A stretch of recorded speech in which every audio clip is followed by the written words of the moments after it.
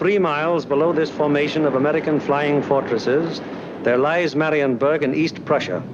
Up to this moment, one of the most important cogs in Germany's war machine. The specific target on which this lead bombardier is lining up his bomb sight is the Focke-Wulf 190 plant. Up to this instant, this aircraft factory has been accounting for almost 50% of Germany's total FW-190 fighter assembly. Bombs away. Tons of bombs rain down in a tight pattern of destruction. This, remember, is no area attack. It is an assault on one single target, and any bomb that falls outside that target has failed to achieve its purpose. The assembly of fighters in this Focke-Wulf factory has come to a sudden and violent end. To many, the bombing of Germany probably seems to be little more than a series of capricious adventures, one attack unconnected in any way with the one that preceded it or the one that will follow it. It is easy for the average citizen to envision the positions of ground armies because of maps like these, which make the positions of the contesting forces quite clear. It is harder to express so graphically the progress of a bombing program. Yet there is a real line in this battle of Germany, not a geographical front, but an industrial one. In the British Isles, there are the Allied air forces. On the European continent, we have Regensburg, Marienburg, Bremen, Oschersleben, Warnemünde, and Kassel. These are the major German fighter assembly plants, and as such are actually the center of Germany's industrial defense line. However, these are only the places where the aircraft is assembled into the finished fighting machine. Component parts for German fighters are made at Anklam.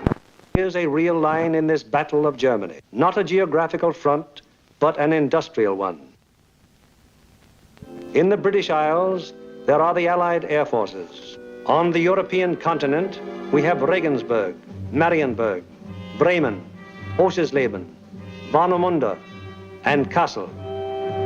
These are the major German fighter assembly plants, and as such are actually the center of Germany's industrial defense line. However, these are only the places where the aircraft is assembled into the finished fighting machine. Component parts for German fighters are made at Anklam, the Weser Flugzeugbau Works at Bremen, the Great Hedderheim Propeller Works near Frankfurt, the Aircraft Tire Factory at Hanover, the CAM ball bearing plant at Paris, and the ball bearing factories at Schweinfurt. Obviously, an assembly plant can't operate if other plants aren't building the parts from which the enemy planes will be assembled. Hulls produced 29% of all German synthetic rubber production and is in fact responsible for 18% of her entire supply of rubber, natural or synthetic. At Bochum, there's a great steel plant producing high-grade aviation steel. Herøya, up in Norway, is a great producer of aluminum and magnesium, metals which figure importantly in aircraft production. At Ham, there are great railroad marshalling yards, having a capacity of 10,000 freight cars a day. Much of the tonnage handled here is closely connected with the manufacture, assembly, maintenance, and repair of enemy aircraft. And so it is all over Germany and occupied Europe. Everywhere there are plants and installations that contribute directly or indirectly to the making of German aircraft. Industrial bastions which must first be ripped apart before the enemy's armies can be destroyed. The smashing blows by the Allied air forces at Hulst, Herøya, Regensburg, Schweinfurt, Hanover, and Frankfurt have had the result of piercing the German industrial line to the extent of 37.5% of estimated single-engine fighter production in September of 1943. If this rate of drop continues, there can be only one result: the eventual disappearance of the Luftwaffe as a defensive force. But these attacks have had other far-reaching effects. For instance, in January of 1943, just when the 8th Bomber Command had started daylight attacks against Germany proper, 42% of the German fighter strength was concentrated in Western Europe, 33% of it in Russia, and 25% in the Mediterranean area. After 10 months of American bombers appearing by day over Germany, the figures line up more like this. On the Russian front, 19%. In the Mediterranean area, 12%. And in Western Europe, 69%. Germany thought it was urgent enough to withdraw fighters from two important theaters, all in a vain attempt to save their crumbling industry from the grim, destructive blows of the British-American bomber offensive. That is why the Battle of Germany is being fought. Now we come to the problem, how are the targets selected? And what enormous effort is necessary for the 10 or 15 minutes that our air task forces will be over any given target? The daylight bombing offensive against Germany is the responsibility of the 8th Air Force. Under the 8th Air Force are the 8th Bomber Command, the 8th Fighter Command, and the 8th Air Service Command, all of whom contribute to every bombing mission.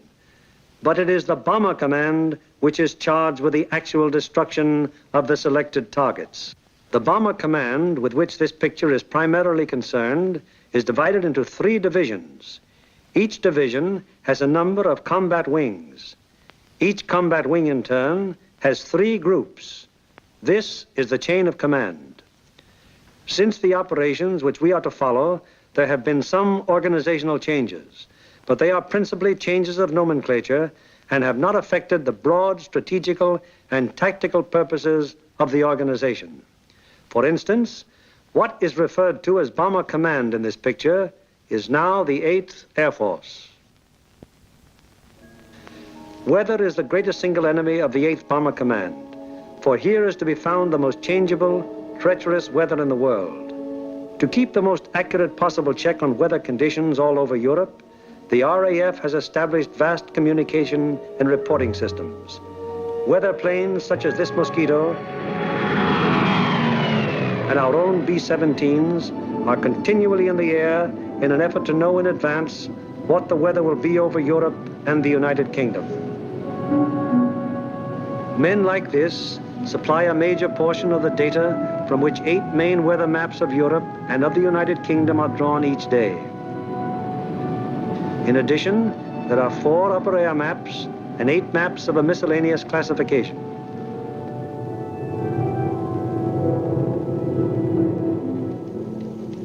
In this room, all weather information is collected, coordinated by the RAF, and sent out by teletype to every responsible command.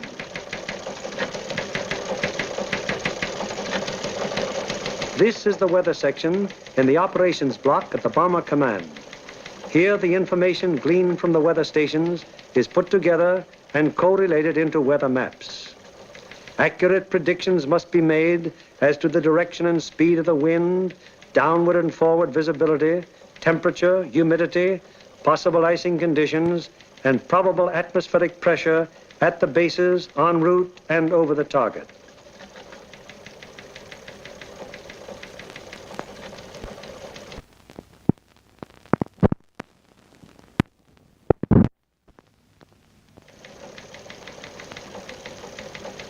Upon the findings made in this room will depend whether or not there will be an American bombing of a German target tomorrow.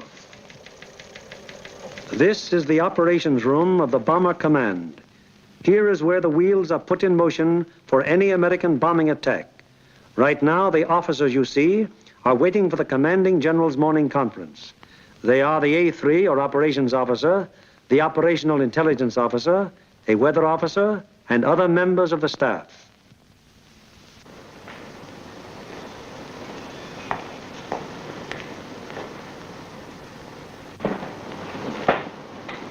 What's the weather prospects today, Major? It looks like most of Germany will be pretty good, sir.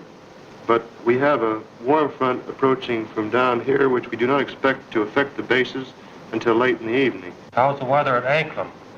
At Anklam, sir, we expect 2 to 5 tenths of low cloud and small amounts of middle and high cloud above 18,000 feet. Visibility 6 to 8 miles. How about Marienburg? At Marienburg, 2 to 4 tenths of low cloud, little or no middle or high cloud, visibility 6 to 8 miles. What will it be at Danzig and Gdynia? At Danzig and Gdynia, sir, 2 to 5 tenths of low cloud, 2 to 4 tenths of high cloud above 23,000 feet. Visibility in there about 5 miles, sir. Give me the map of Anklam and the picture of the aircraft factory there. Yes, sir.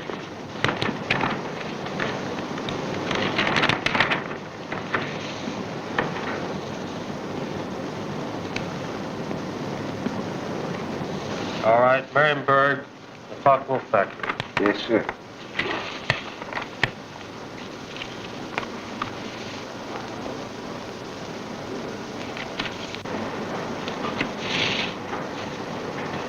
We will attack Marienburg with 2 combat wings, Anklam with 2 combat wings, shipyards of Danzig with 2 combat wings, and the port facilities at Gdynia with 2 combat wings. That will require a maximum effort.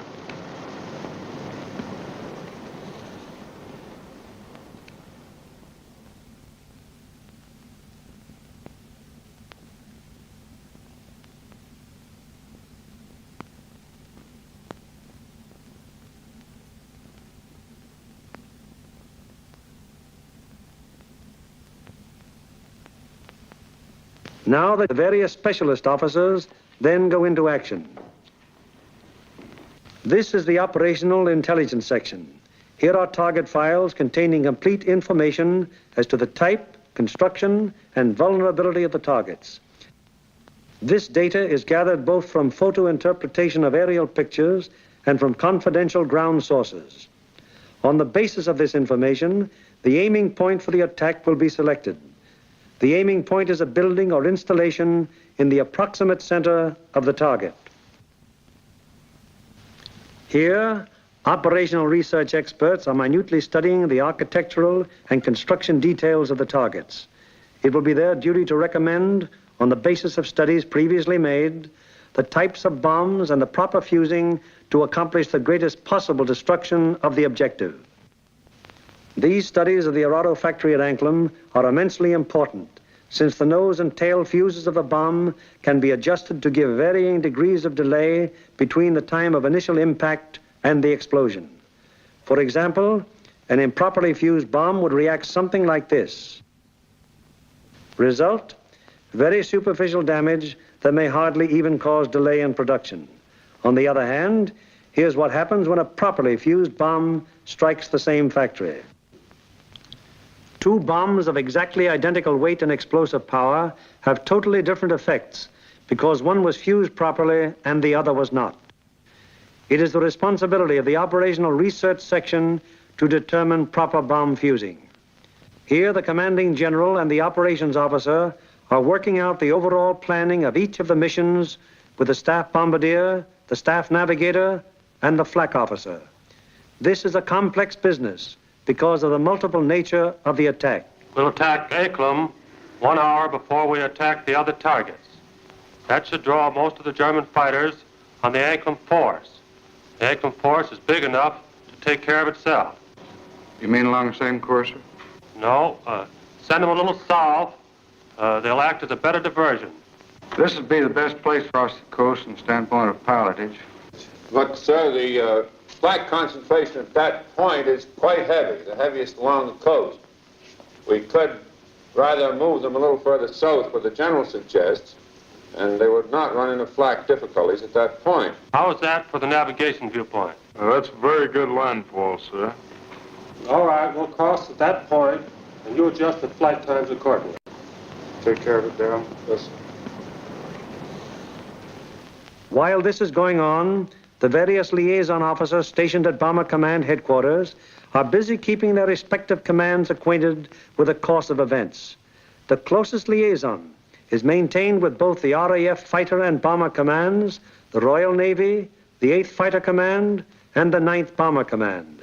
It is through these liaison officers that requests will be made for the necessary fighter support, diversionary effort by the medium bombers, air-sea rescue patrols, and so on.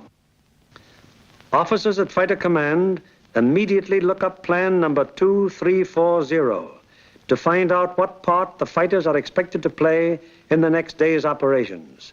Similarly, the 9th Air Force is informed that Bomber Command intends to lay on plan number 2340. It will be the duty of the mediums to attack enemy airfields at a time that will cause maximum interference with German attempts to intercept the heavy bombers. Right now, weather officers are getting ready their forecast for the General's late afternoon conference, where final decisions will be made. Right in there as planned. Yeah, it should. Should be okay. Thanks. Good enough. In the bag. Does your morning's forecast still hold? Yes, sir. There's practically no change in the situation, and we still expect the base weather to hold up for return. Send out the field order exactly as planned. Yes, sir. Get me the 1st, 2nd, and 3rd divisions on a conference call, please. Already with your conference call. Go ahead, please. Can you scramble? Okay. Over. Okay, over. Over. Okay, there's a mission tomorrow. Maximum effort with 5 task forces. The 1st task force, comprising 6 groups of the 1st Division, will hit 3948. 3948. Secondary, 8731. 8731. Last resort, 9009. 9009. The 2nd task force, comprising 5 groups of the 3rd Division, will hit 6848. 6848. Secondary, 6424. 6424. Last resort, 5381. 5381. The 3rd task force will comprise 4 groups of the 2nd Division, which will hit 6424. 6424. Secondary, 5381. 5381. Last resort, any industrial target of importance in Germany. Okay. The 1st and 3rd Divisions will each dispatch 1 air... The field order now goes over the teletype to all interested units and command. The first step has been taken in the sequence of events that will finally result in bringing our planes over the targets and discharging their bomb loads.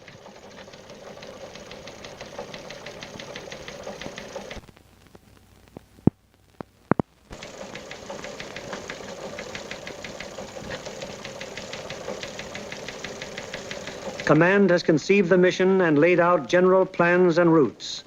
Division now plans in detail what command has ordered. The actual time of assembly of the various task forces is determined. The combat wings are assigned to their specific task forces, and the routes from assembly to rendezvous points and the target are charted. Many considerations go into the selection of the routes. Here is the commanding general of the 1st Division, which you will remember has 2 targets for tomorrow, Anklam and Gdynia. Control point here at 0 hour. Another control point here for the northern unit, 0 plus 40 minutes. The other friendly... From that timing, where will that put our northern force at the time that our southern force hits the IP? The northern force should be about the east coast of Denmark at that time, sir. It looks like we're going to catch all the fighters on the southern force, aren't we? Looks very much that way, sir. I think we'd better bend that route around so it's headed towards Berlin. If we can pin those German fighters down at Berlin until we can get started home, they'll never catch us. At the 2nd Division, the target for tomorrow is Danzig. Danzig, eh? That's fine. How many ships will we have for tomorrow? Well, sir, if you recall, General, on our last mission we had heavy battle damage, and not all those aircraft are repaired yet. Call up the wing commanders and have them put pressure on the groups to get their maintenance crews to work on these ships tonight and get every possible airplane on the line in the morning. The 3rd Division, which will have for its targets Marienburg and Gdynia. Looks pretty good, sir. We're going to be right over a lake there for a good checkpoint at the turn. We're going in against the sun. The sun will be at our back, sir. Defenses at the target. Major Frost, what about the flak defenses? Sir, at the upper target, there are 24 guns. That approach is good. The lower target isn't defended by heavy guns. No heavy guns whatever at Marienburg. None, sir. The division's operations officer bases his precise plans on aircraft and crews available at the various groups. He then calls the combat wings to give them advance information before the field order actually arrives. Operator, give me combat wings for conference, please. Okay. Scramble. Over. Okay. Over. Over. For tomorrow, 1st Bomb Division will be called on for 2 task forces. First task force will be made up of 2 combat wings On targets 3948. 3948. 8731. 8731. Last resort 9009. 9009. Lead group in this task force. Okay, ready to scramble? Over. Okay. Over. There'll be a mission tomorrow, and I want 2 groups from each combat wing. The target will be primary 6424. 6424. Secondary 5381. 5381. The last resort will be any industrial target of importance in Germany. Okay.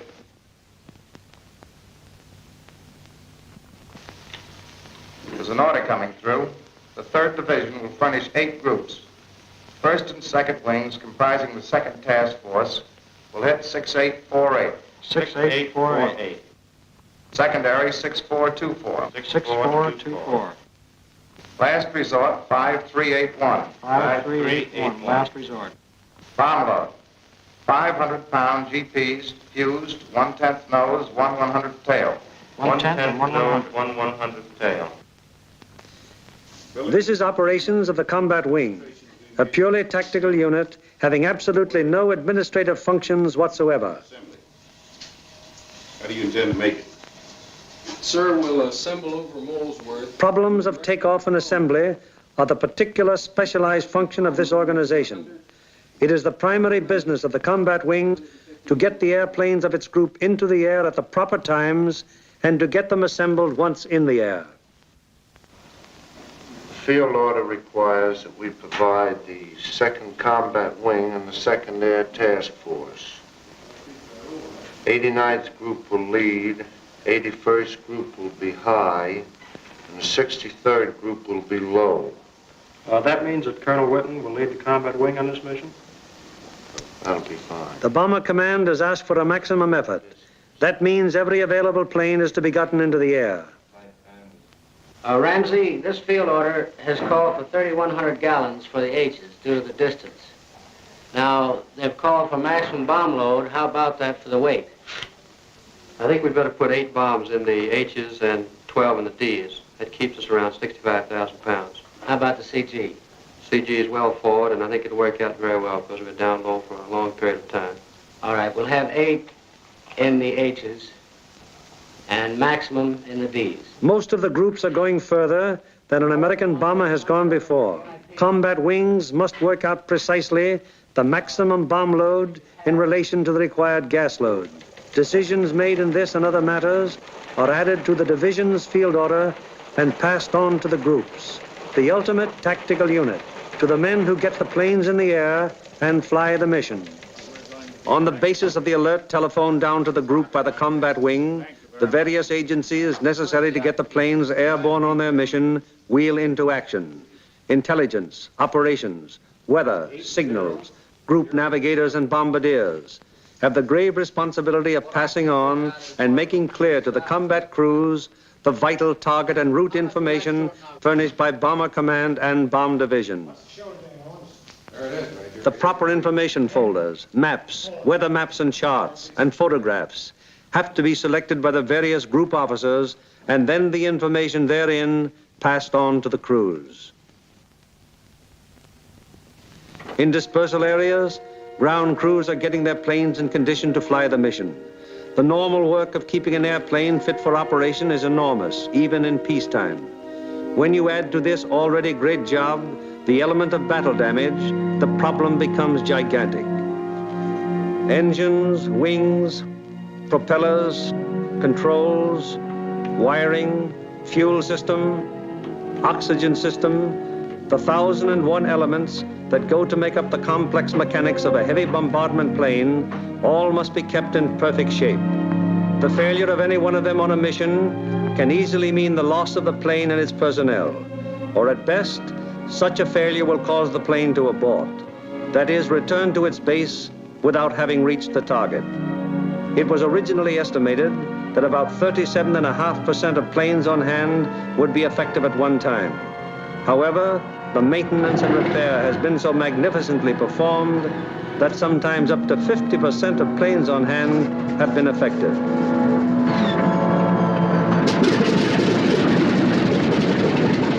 Ordnance is already at work, getting the bombs in their racks and loading ammunition onto the plane. These are 100-pound incendiaries.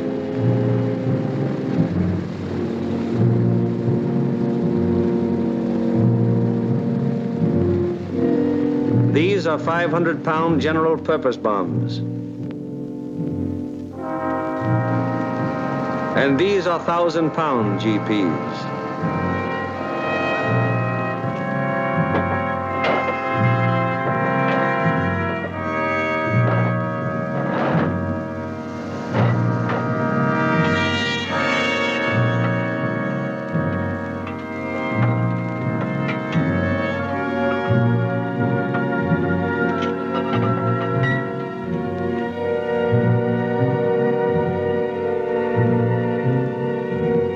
The bombs have to be placed in their racks very carefully.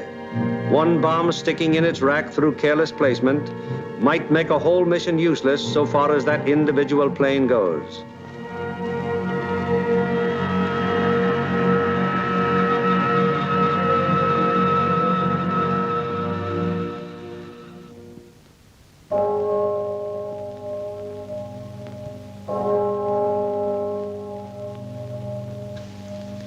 Three o'clock in the morning.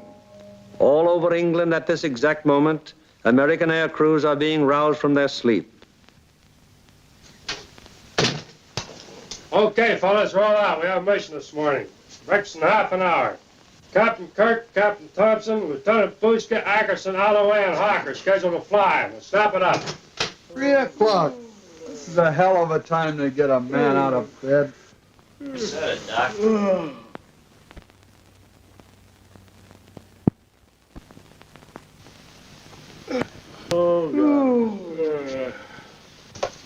Come on, you drips, out of bed, breakfast in half an hour. Come on, Nick, rise and shine. All right, you dodos, let's go. This is it. Okay, fellas, let's go. Come on, Swifty, get it out. Let's go. Go, you guys. Hit the deck. Breakfast at 4, breathing at 5. Let's go. That's fine, just when I had a 48-hour pass coming up. Can't, you guys. You're running my beauty sleep. Through the cold of the English early morning, the combat crews go to their mess. They have no idea where they're going yet, but they know they'll be taking off in about 4 hours.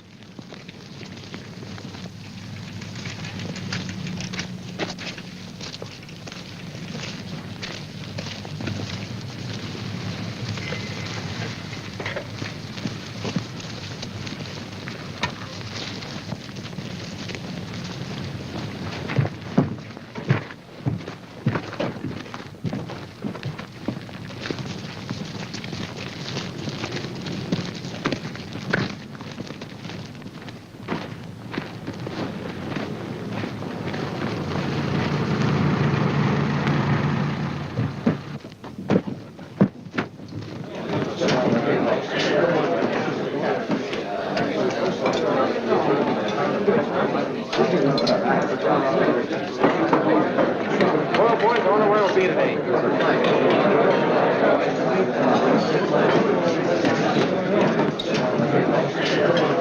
How do you figure those Jerrys will be today? What do you think, Doc? They'll be shooting at us. Sometimes I don't think those Jerrys got proper respect for us. Well, what do you expect, Buster, the way you shoot? Gee, look who's talking. You couldn't hit a cow in the flank with a bow feather. Yeah, how about those 2 Jerrys I slapped down over Swinefoot? I'll tell you what happened there. They heard that I was on tail guns and they fainted from fright, that's all. And so it goes. The 4,000 men who will go on this mission all know it will be a rugged deal. For some of them, it's their first mission. Others are veterans of many. Happy to get through. Now, at all the groups in the Bomber Command, the air crews are assembling in the briefing rooms to learn the target for today. Okay, boys, let's go.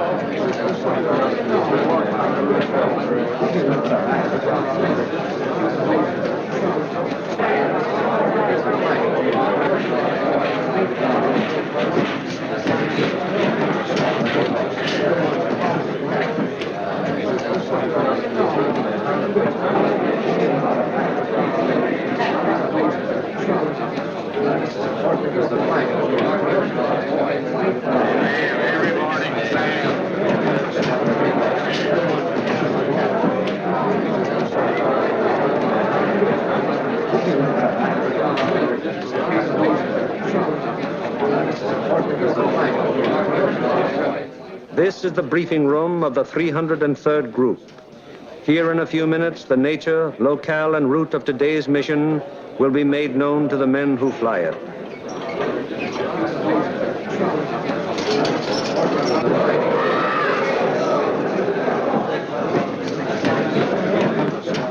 Target for today is Anklam.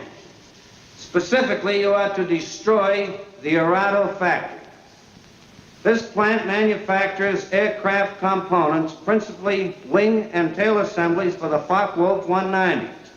The parts are then shipped to New Brandenburg for assembly. I cannot stress upon you too much the importance of this target.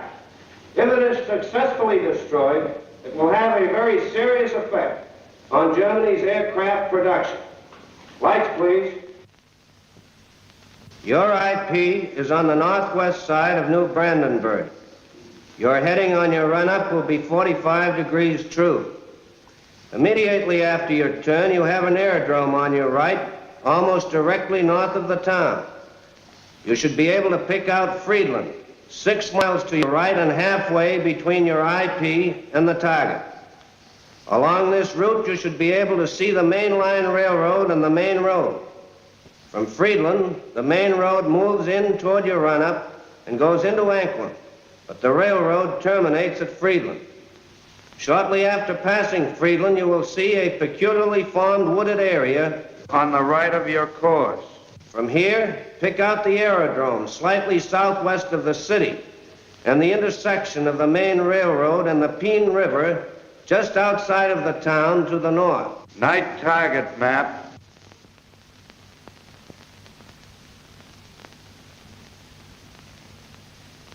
Your target is across the railroad, beyond the town, in the area formed by the bend of the river. And now a picture of the target. This group of buildings here is your target. This building will be the aiming point. If your bomb pattern is concentrated in this area, it should very effectively knock out the factory. Lights, please. At the 379th, the intelligence briefing continues. These groups will bomb from an altitude of 13,000 feet. We feel that this low altitude will be equalized by the element of surprise which is with us, and it should ensure a thorough and complete priming of the target. Another task force is hitting the FW-190 assembly plant at Marienburg. If the two missions are successful, 65% of Jerry's remaining FW-190 production and assembly facilities will be destroyed. At the 384th. Other forces are attacking submarine yards, aircraft assembly plants, and units of the German fleet at Danzig and Gdynia.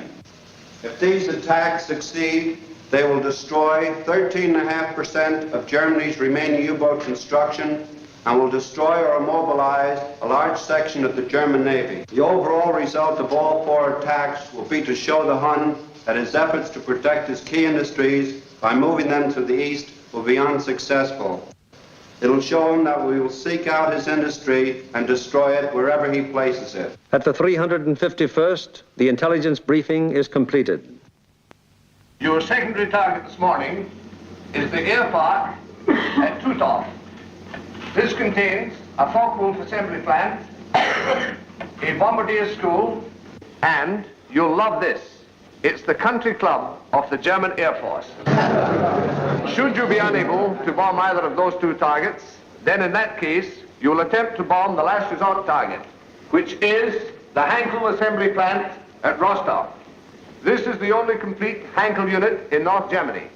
It should be easily identified by the airfield adjoining, which has 6 intersecting runways running from 1,000 to 1,600 yards, and they're full of nice, fat, juicy Hankels. A weather officer briefs the crews of the 305th Group going to Gdynia. The synoptic situation today is this. We have a high-pressure system centered over northwest Europe, up here near Finland, extending southwestward down across the British Isles. causing an influx of south and southwesterly air going up in this direction, hence causing little or no cloud in the area up there and toward your target. There are no fronts to affect your route today except a frontal system off to the west, which will cause an increase of medium and high clouds as you come back across the North Sea. Lights, please. At takeoff time, there will be 0 to 3/10 low clouds, also a layer of high clouds above 23,000 feet, 4 to 6/10 in amount. Also a middle layer of clouds in there between 10 and 12,000 feet. These medium and high clouds decreasing out over the North Sea to 3 to 5/10 each in amount. The low clouds will increase as you go out toward the North Sea to 3 to 5/10. Base 1,500 to 2,000 feet, tops 4 to 5,000 feet. There will be some fog patches over England, visibility 1 to 2 miles, except in those fog patches 500 to 1,000 yards. Visibility increasing rapidly out over the North Sea and the remainder of your route to 4 to 6 miles. The high clouds continuing 3 to 5/10, and also the middle clouds on toward the target, decreasing to 0 at the target. Low clouds continuing 3 to 5/10, decreasing to 2 to 4/10 at the target, base 2,000 feet, tops 5,000 feet. Visibility 4 to 6 miles.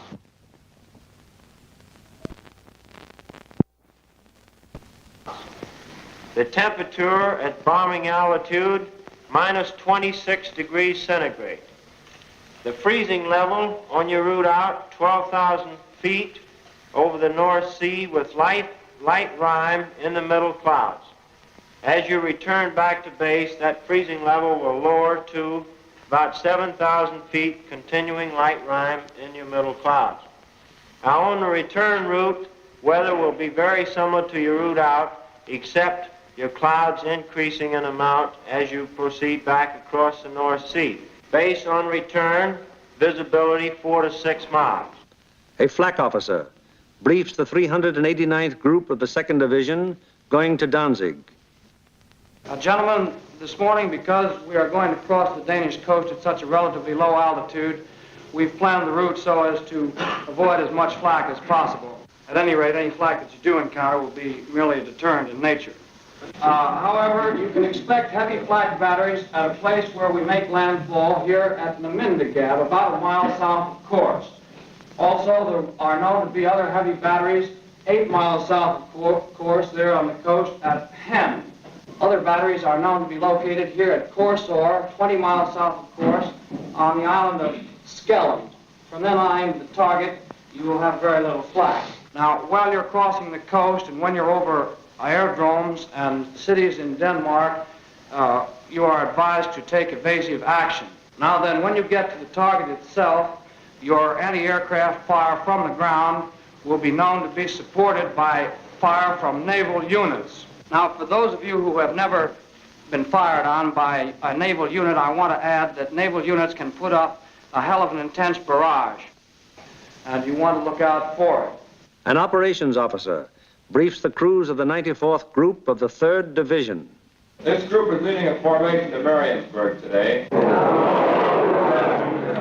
880th will be high group and the 764th will be low group.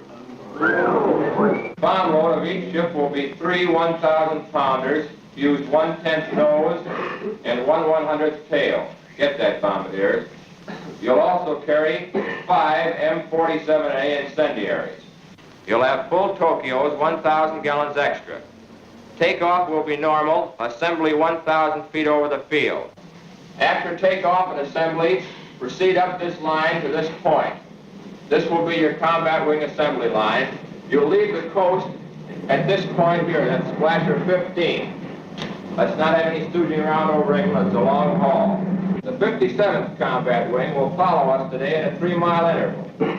Now to the 95th Group. B-26s will be hitting the Lille area and the lowland at approximately 0 hour minus 40 minutes. One group of P-47s will strike the warden area and join us for escort on the way out, joining us at approximately this point here. All other forces are using approximately the same route today. Just one point, and that's that the Anklam force will probably pass us coming out as we're on our way in. You should see plenty of air activity. Let's hope that most of it is ours. The climb will commence at the English coast, climbing at 150 miles an hour, 100 feet per minute. We should reach bombing altitude approximately at the Danish coast, and under no circumstances should the Danish coast be crossed at less than 12,000 feet. We will drain Tokyo's as soon as possible. We should have plenty of gas. We figure approximately 400 gallons overload. At the 100th, the operations briefing is completed.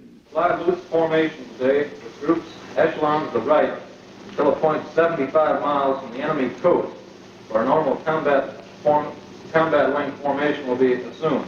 For visibility, everybody use Aldous lamp. The Royal Navy will be out patrolling with sea routes, so any crews that have to ditch will probably be rescued very quickly.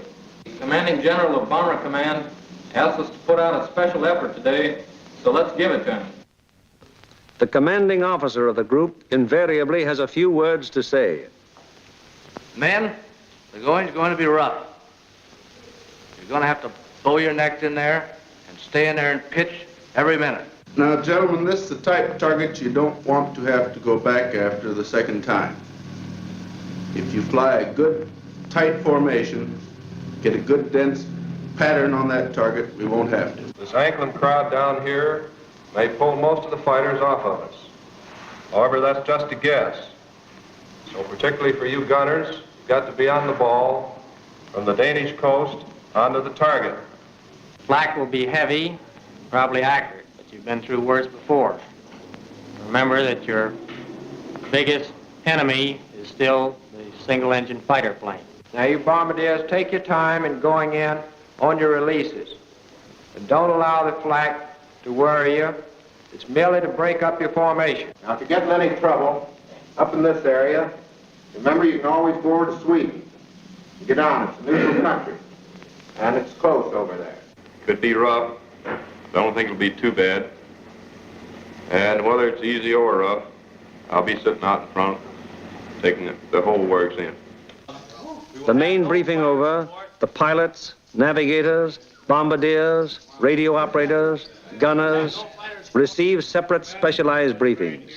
These briefings are very technical and very thorough, and are held so that every member of the combat crew will understand exactly what he can expect and what is expected of him. Any lack of thoroughness here might very well result in the failure of a mission. As dawn breaks over the English countryside, it finds the ground crews still working grimly in an effort to get every plane in the air that is scheduled to be dispatched.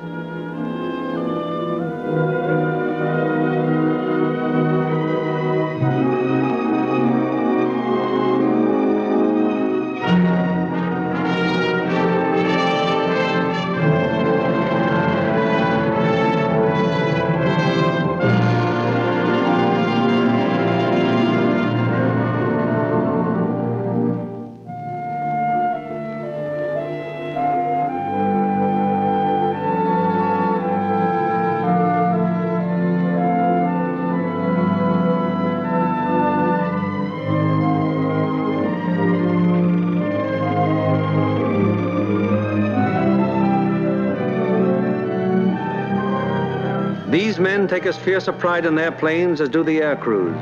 To each of them, it is a personal tragedy, reflecting in some way on their capabilities when their airplane is forced to turn back without having completed its mission, or when they have been unable to get an expected plane ready in time for a mission. It's getting on to the time when the combat crews go to their planes.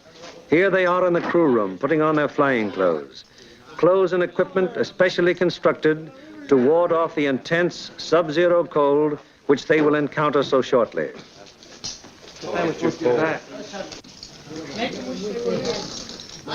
All air crew members receive escape kits containing equipment that will help them get back to safety if they are forced down in Germany or in occupied territory. The pilots, co-pilots, navigators and bombardiers are also issued battle folders containing the maps which will be of such vital importance to them in the prosecution of the mission. The men turn in all personal papers and valuables, which might serve to give the enemy information in case of capture.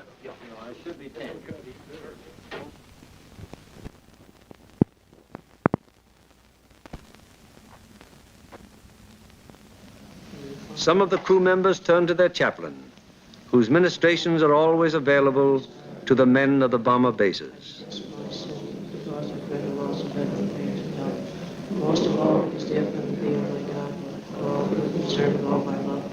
I firmly resolve with the help of thy gracious assistance, confess my sins, do penance, amend my life. Amen. Miserere vestoli potens Deus et misericors vestis perduca vosa vitam aeternam. Amen. Indulgentiam absolutionem miseram peccatoris nobis.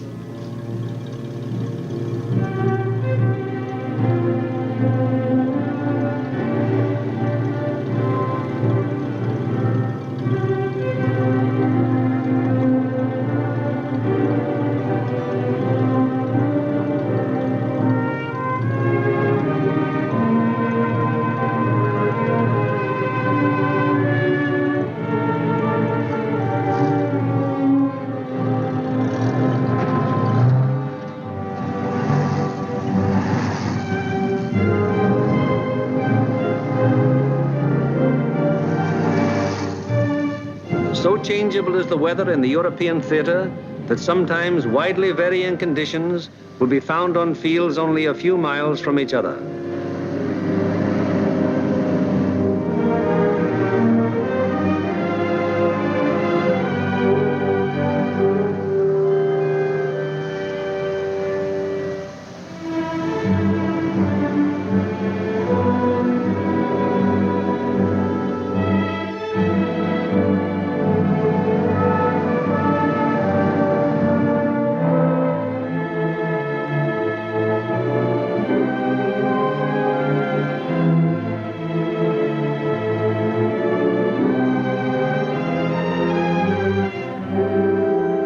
And now the last briefing of all, the final intimate conference around each airplane as the pilots recheck the details of the mission with their crews. Crew members have ceased to exist as individuals. They are now 10-man teams, and on the excellence of their teamwork will depend the success of the operation.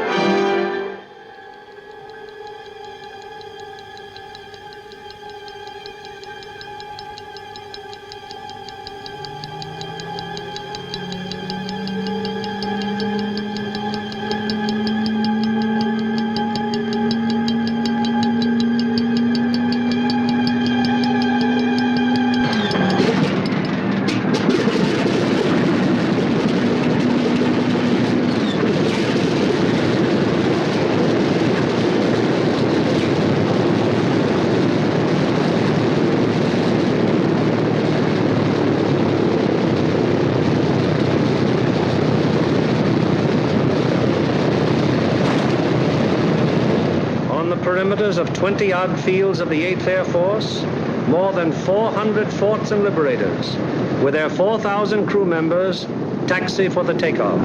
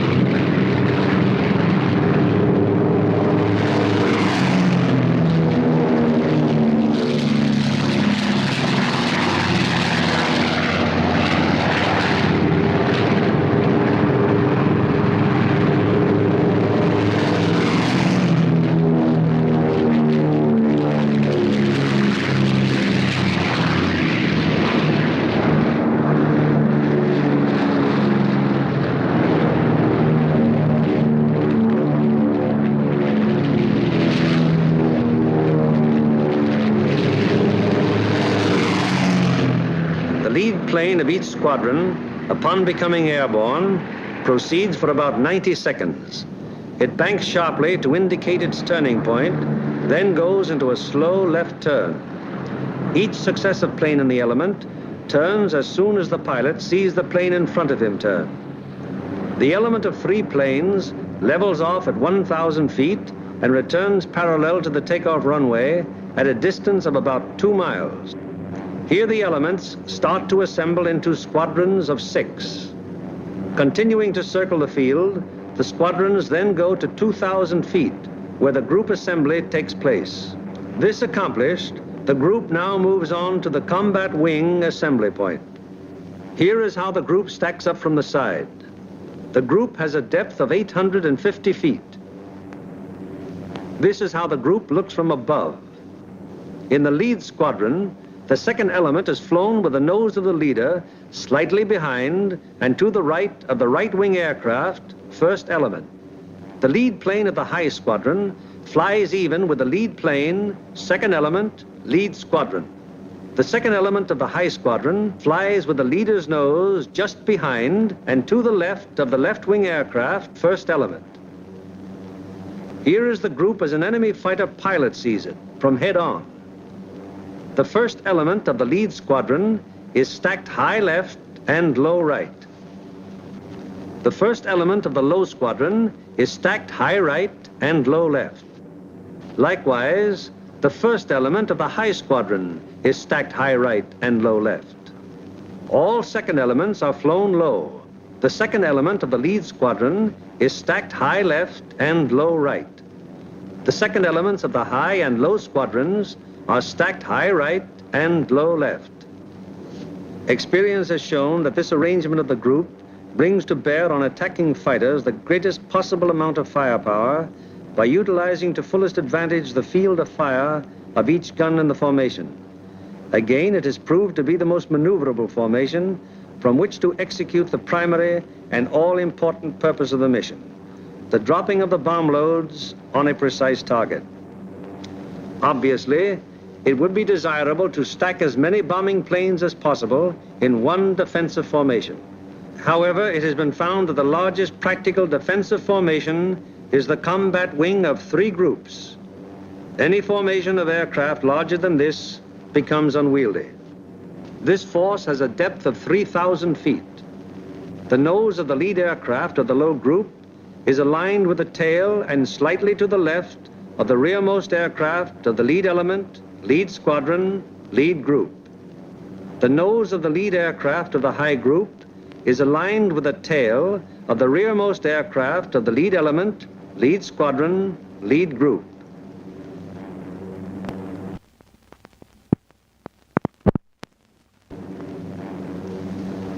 The combat wing having been assembled, they now move on to make rendezvous with the rest of the task force. In this case, another combat wing.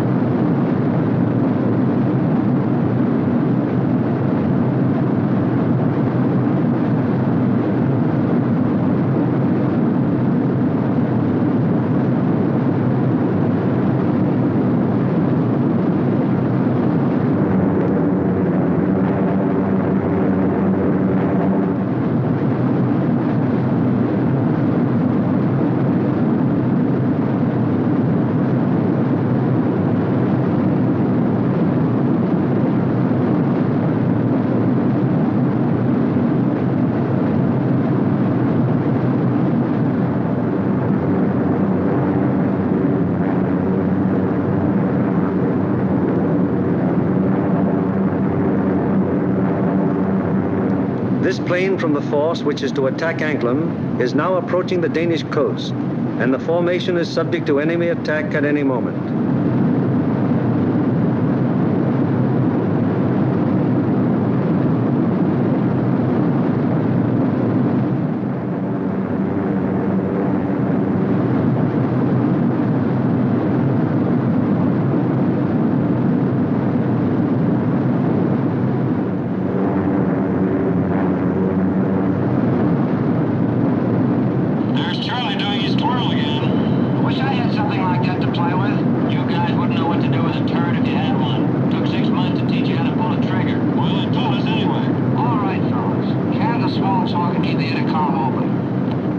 It is now 10:30 hours, and Denmark has been penetrated to some distance without any great opposition as yet.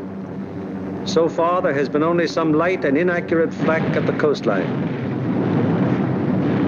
Some flank guns have opened up on us.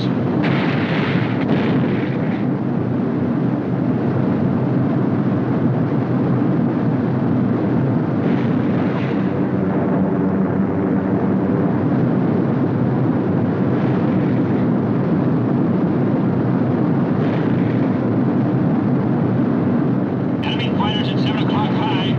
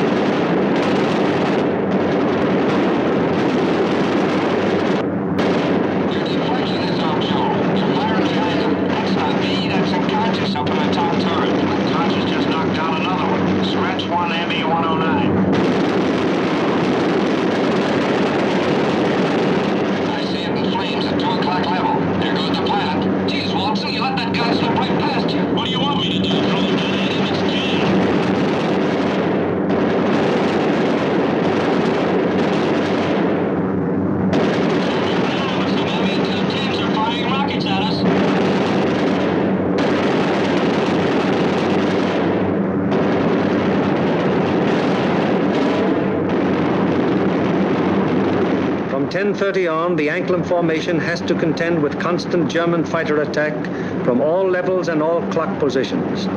During this time, the gunners aboard the fortresses knock down fighter after fighter. However, the gunnery of the forts, no matter how sensational it may be, is only to ensure the successful performance of the mission. It is not the job or purpose of forts or liberators to seek out action with enemy fighters. They merely defend themselves against enemy fighter attack so that they can destroy their target and bring their crews back safely to their home bases.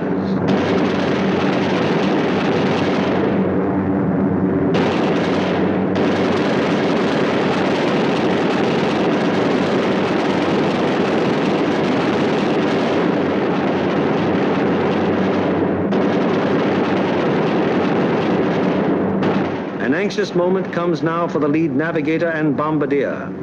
The formation is approaching the initial point. That is the point where the wing will turn off and make its bombing run on the target. Upon proper navigation to this point may rest the success of the entire mission. Pilot to left, waist gunner. We're over the IP. Release flares. Waist gunner to pilot. Roger. Once the combat wing has reached the IP, it breaks up into 3 component groups, for the wing formation is too unwieldy for a unit bombing operation. As the IP is reached and the lead airplane of the lead group is about to make the turn, it fires 2 red flares, spaced 5 seconds apart. Then the group makes its turn onto the run-up. The low group goes on straight ahead for 20 seconds, then makes its turn. The high group proceeds for 20 seconds beyond the low group's turn, then it turns on to the run-up. The most critical defensive period in the mission has begun. The wing, to accomplish most efficiently its primary purpose, the bombing of the target, has sacrificed its mutual defensive firepower, and the groups are thrown on their own.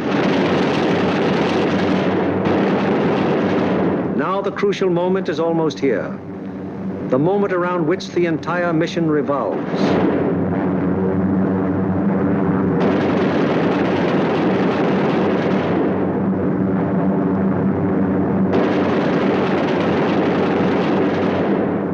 Pilot to Bombardier, your ship. Bombardier to pilot, roger. Bombardier to crew, bomb bay doors open. Pilot to radio operator, camera on.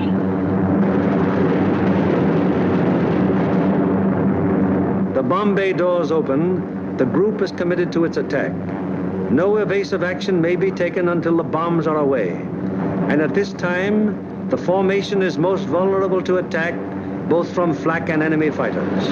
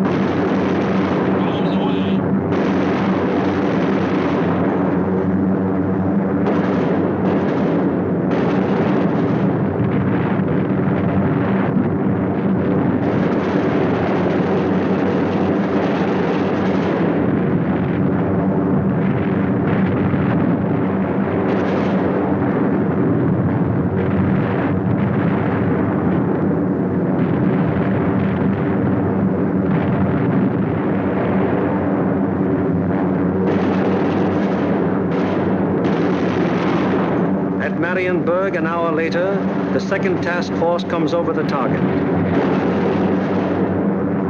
Arms away.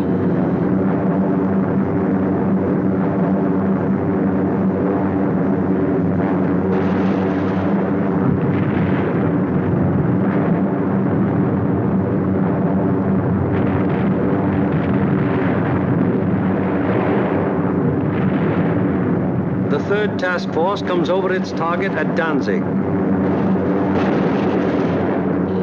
Bombs away.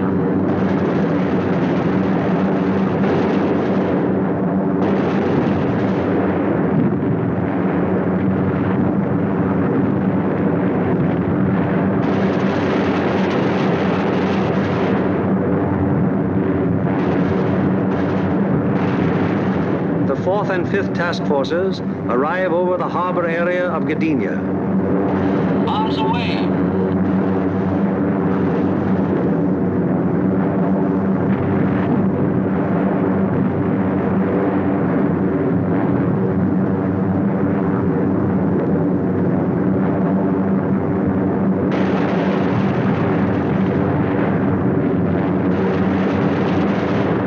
Bombs away on primary at 1142 hours.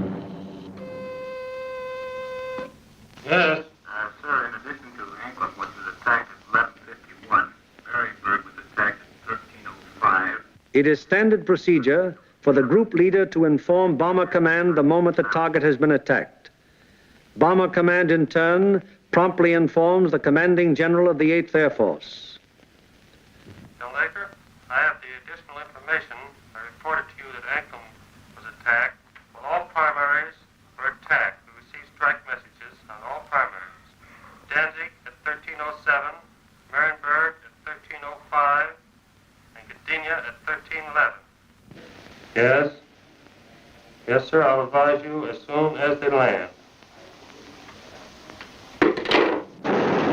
After getting bombs away and closing the bomb bay doors, the groups can now defend themselves again, at least to the extent of evasive action against the flak and fighter attack.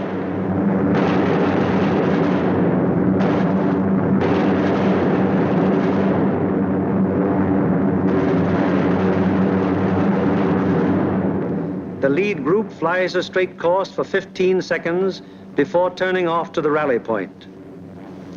The lead group then proceeds to the rally point at an indicated airspeed of 155 miles per hour, making S-turns meanwhile to permit the trailing groups to catch up. The lead group crosses the rally point at a height 1,000 feet lower than bombing altitude. The succeeding groups will close with the lead group as quickly as possible to regain the defensive combat wing formation. The following groups need not necessarily pass exactly over the rally point in regaining wing formation. In the meanwhile, the marauders take off to fulfill their part in the day's operation.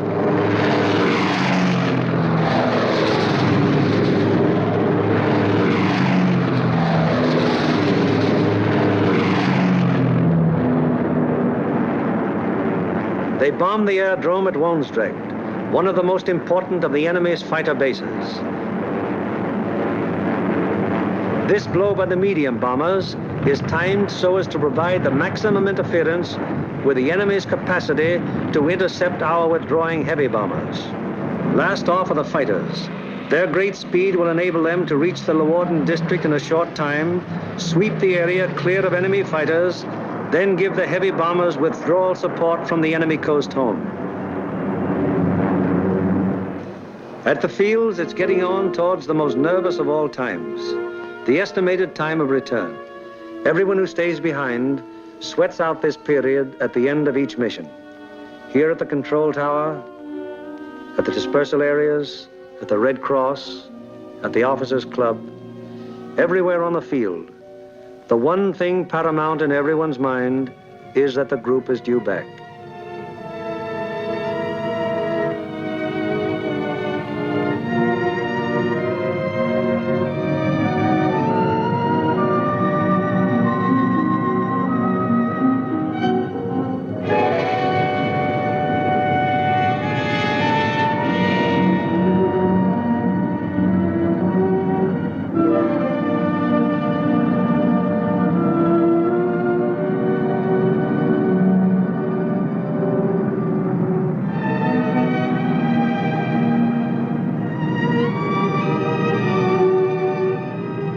Went out to attack the target. How many have returned? 1, 2, 3, 4, 5, 15, 16.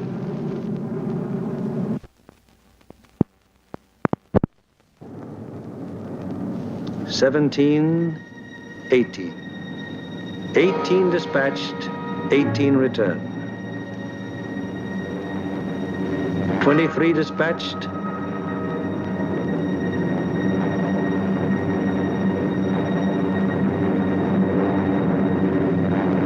23 returned.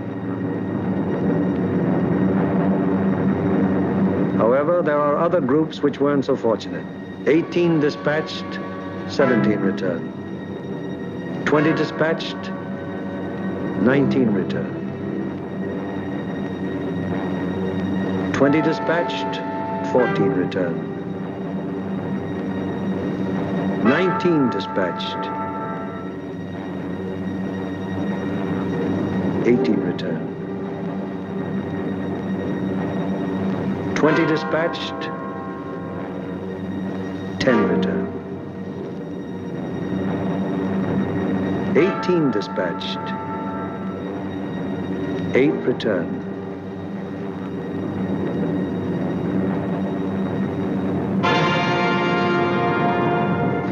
Flares dropped from aircraft signal the presence of wounded aboard. These airplanes are given priority in landing.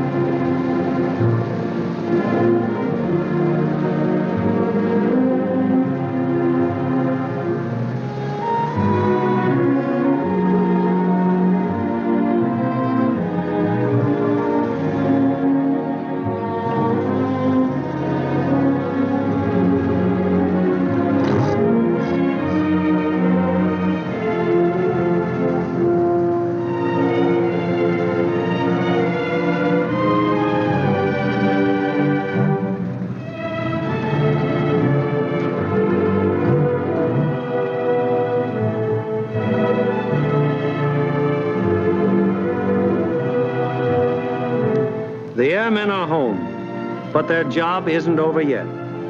Before they can go to their billets for a well-earned rest, they must first undergo one of the most important phases of any mission, interrogation. It is highly important to question the crews at the first possible moment after the mission, while their impressions and memories are still fresh.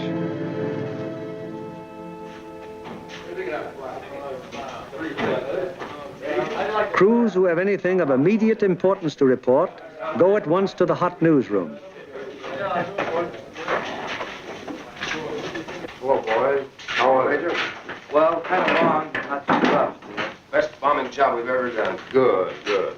Somebody in trouble? Yeah, we saw one B-17 go down there just before we made landfall. Where was that? Well, that was at 5240 north. 5240, yes. 1 degree, 50 minutes east. 0150 east.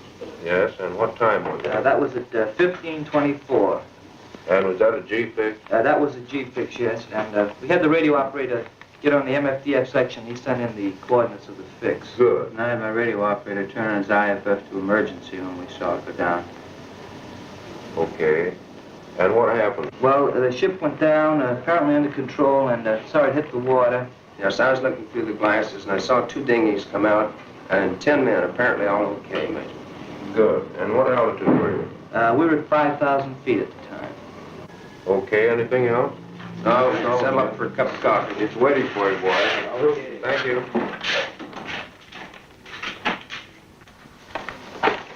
Third division, please. We are, Smitty. I got a B-17 crew down the dinghy. Thanks, Bill. 16 group, please. Special aircraft priority. Flight control, please.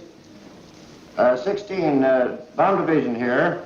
We have a B-17 reported fixed at 52 degrees, 30 minutes north, 1 degree, 30 minutes east. That's right. He was seen to ditch, yes. He was seen to ditch at 15:24 hours by the reporting aircraft. 2 dinghies were seen to break out, and 10 men got into them. The reporting aircraft was at 5,000 feet. Yes, that position's an MF fix. Okay, 16. Thank you.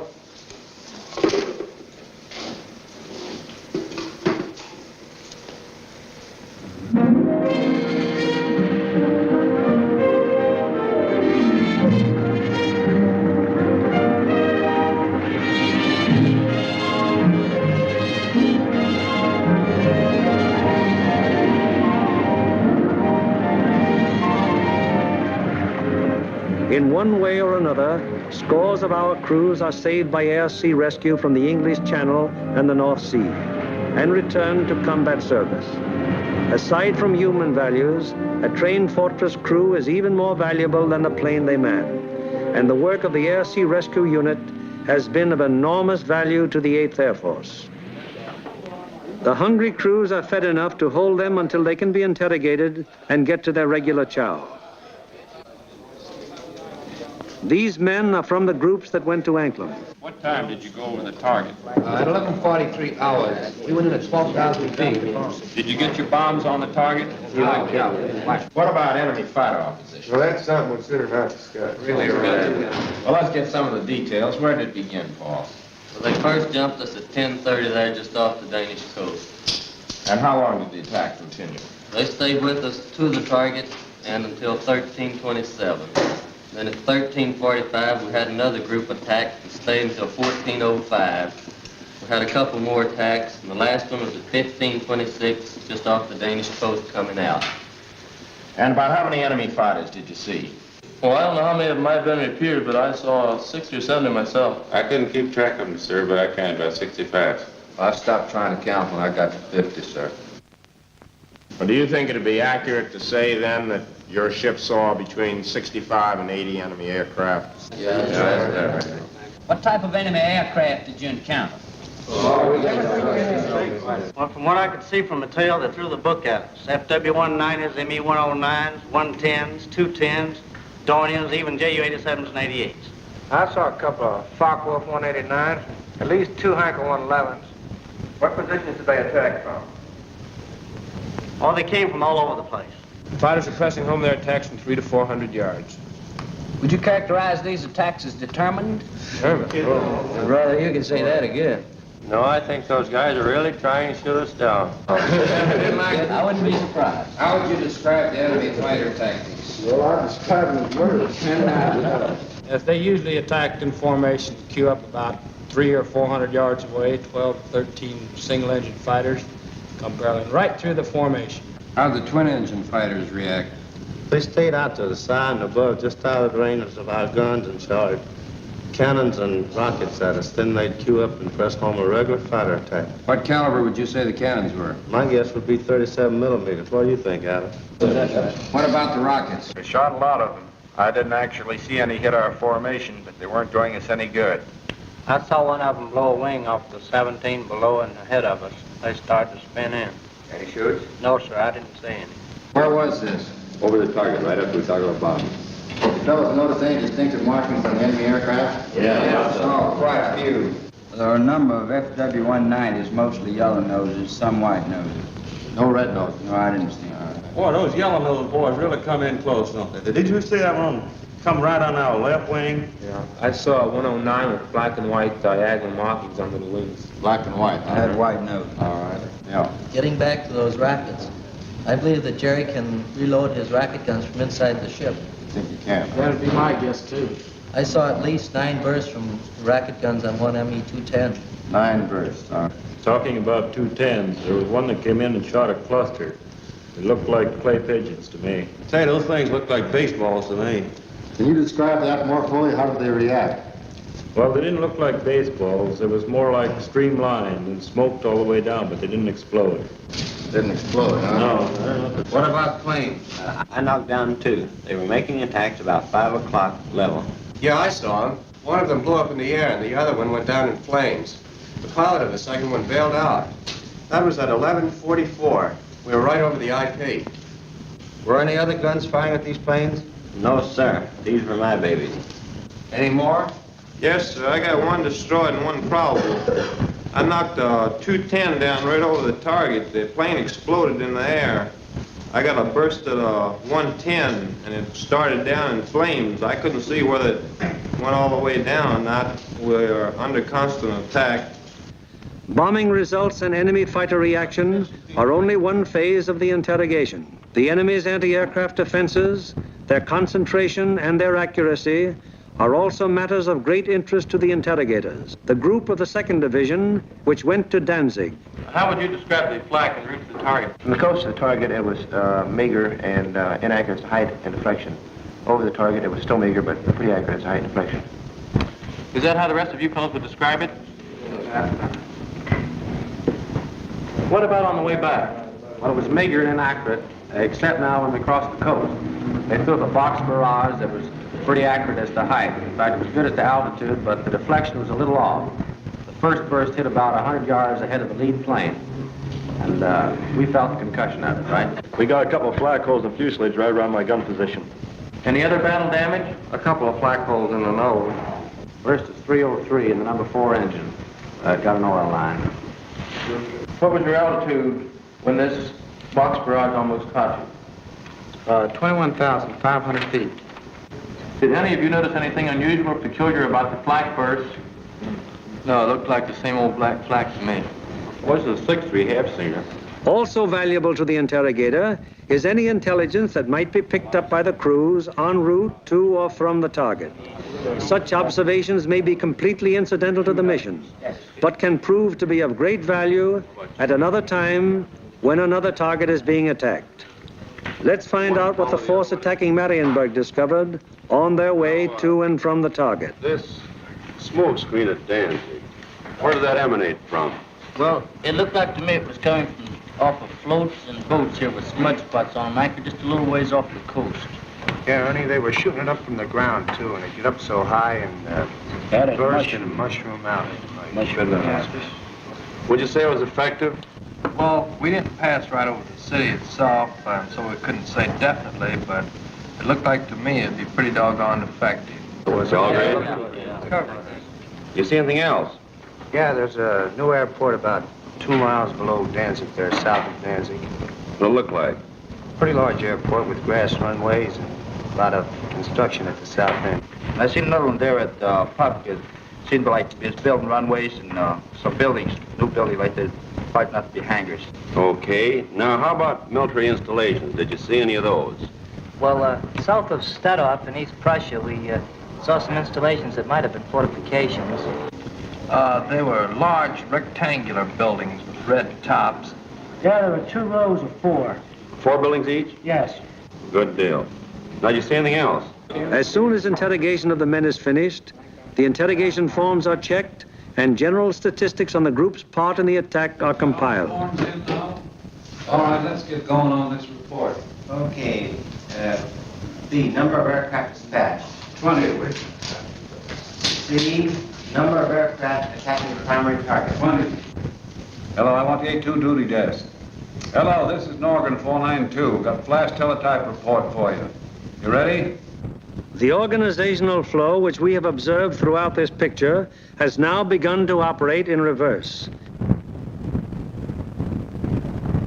Information obtained from the crews is evaluated in divisional critiques, conferences in which all responsible group and divisional officers carefully inspect the detailed record of the mission, discuss any failures that may have occurred, and plan to prevent their recurrence. After a particularly large or important operation, there will be a command critique, with the 8th Air Force Commanding General presiding. Here in the dark room, the strike photos of the targets brought back by the returning planes of the group are developed and printed with all possible speed, so that experts of Bomber Command can assess the damage done. Coming in from planes of every group participating in the various raids and interpreted and appraised by trained photo interpreters, these pictures will give Bomber Command an excellent idea as to exactly what parts of the various targets were hit and how severely. Here, as seen in these pictures taken the following day by photo reconnaissance planes, severe damage has been inflicted on all the major and most of the minor buildings of the Arado factory at Anklam. This is a strike photo showing how Danzig looked during the attack. Very extensive damage has been suffered in the harbor area. Here is an annotated PRU picture of Gdynia as it appeared after the attack. A near miss is seen on the liner Deutschland type. The transatlantic liner Stuttgart does not appear in this picture, although she was seen afire and in the hands of tugboats immediately after the attack, as these strike photos reveal. Aside from the Stuttgart, several ships in the South Basin have been sunk or damaged, including the liner Oceania. Shore engines are also heavily hit. At Marienburg, the PRU photo discloses that the damage was exceptionally severe, almost every building having been destroyed or seriously affected. General Arnold has characterized this attack as the greatest example of precision bombing on record. Other targets will be as thoroughly destroyed.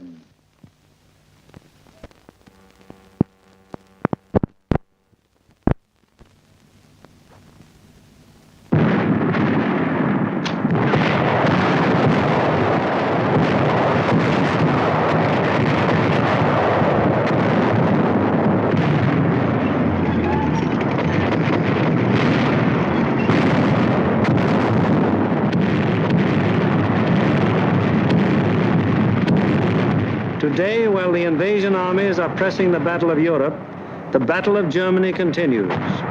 Day by day, whenever weather permits, heavy bombers roar out over the heads of the advancing ground forces, blasting away systematically at vital industrial installations hundreds of miles to the rear of the enemy lines. Now, in contrast to earlier days of strategic bombing, when forts and liberators fought their way alone, fleets of long-range fighters, Mustangs, Thunderbolts, Lightnings, convoy the big bombers all the way to their targets, targets which may be anywhere in German-occupied Europe. The flood of supplies, so necessary to the survival of an army or a nation,